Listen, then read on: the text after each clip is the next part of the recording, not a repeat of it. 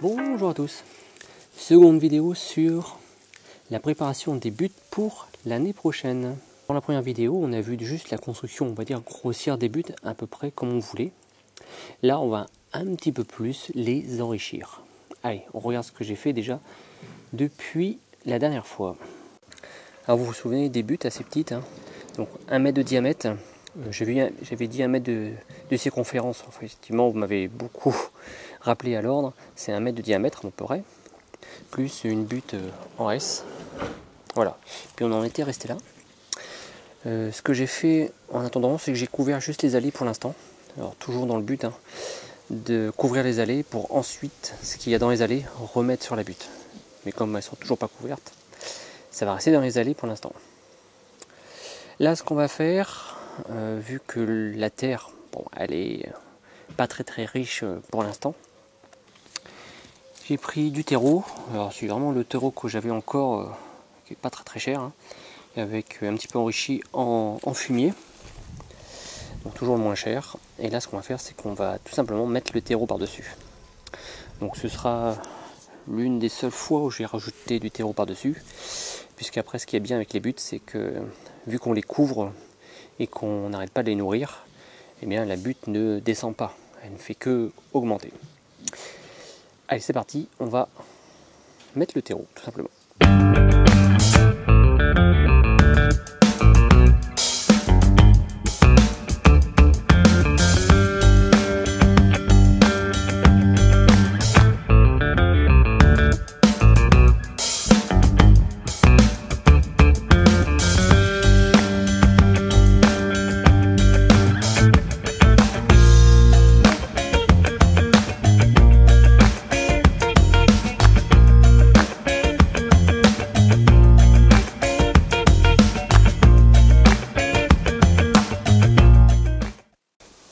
Allez, voilà avec le petit terreau.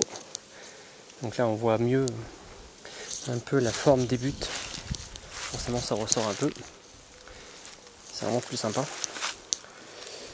Donc c'est juste pour renourrir. Là ce que je vais faire maintenant dessus, c'est que je vais mettre mon compost. Vous savez, généralement mon compost je le mets sous ma paille. Ça c'est plutôt pendant l'hiver. Et pendant les 2 mois d'été, en fait le compost je le mets là. Et ça se décompose hyper vite. Je l'arrose aussi un petit peu pour accélérer la décomposition. Donc voilà, donc on a pas mal d'œufs, de soupe à lin, enfin de tout.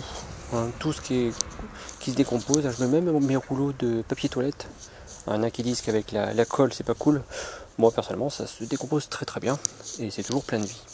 Donc ce que je vais faire, c'est que je vais venir un peu parsemer un peu partout toutes mes buttes avec ce compost là.